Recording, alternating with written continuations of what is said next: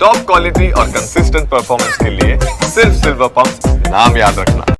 અમદાવાદમાં વડાપ્રધાન નરેન્દ્ર મોદીના રોડ શોને લઈને તૈયારીઓ પૂરજોશમાં ચાલી રહી છે।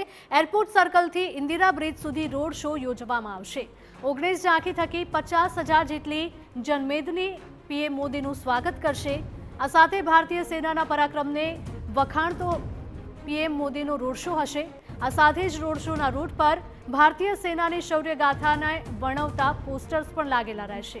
બ્રહ્મોસ, રાફેલ અને તેજસ ફાઇટર પ્લેનની પ્રતિકૃતિ બનશે। વાત જ્યારે દેશની આન બાન અને શાનનો આવે છે ત્યારે ભારતીય સેના અને પ્રત્યેક ભારતીય એનો જવાબ આપવા માટે તૈયાર હોય છે।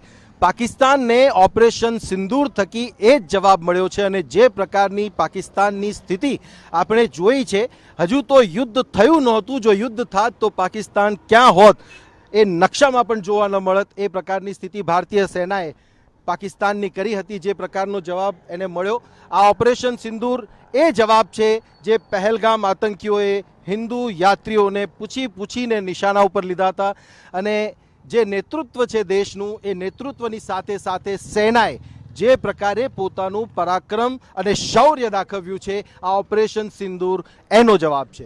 જે પ્રકારે વાયુસેના, દરિયાઈ સેના અને થલ સેના એણે પોતાનું જે કૌવત દાખવ્યું છે, એ કૌવત આપ જોઈ પણ શકો છો કે જે પ્રકારે રફેલ હોય કે પછી તેજસ હોય કે પછી બ્રહ્મોસ મિસાઇલ હોય અને ભારતીય સીમામાં પ્રવેશનાર પ્રત્યેક જે ડ્રોન છે એને તોડી પાડવામાં આવ્યું હોય એવી સ્થિતિમાં પાકિસ્તાનની જે સ્થિતિ થઈ છે, જે દયનીય હાલત થઈ છે, એનો આ જવાબ ઓપરેશન સિંદૂર છે। અને આજે જ્યારે દેશમાં આ પરાક્રમ શૌર્યની વાત થાય ત્યારે સ્વાભાવિક રીતે સેનાનું એ પરાક્રમ અને શૌર્ય એની ગાથા પણ ગવાવી જોઈએ।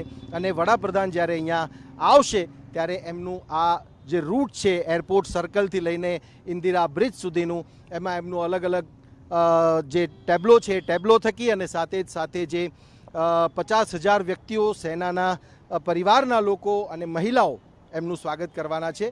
અને આ જે રોડ શો છે, રોડ શો એ સાબિતી પુરાવશે કે સેના ભારત દેશની સરહદની સુરક્ષા કરવા માટે સદૈવ તત્પર અને તૈયાર છે।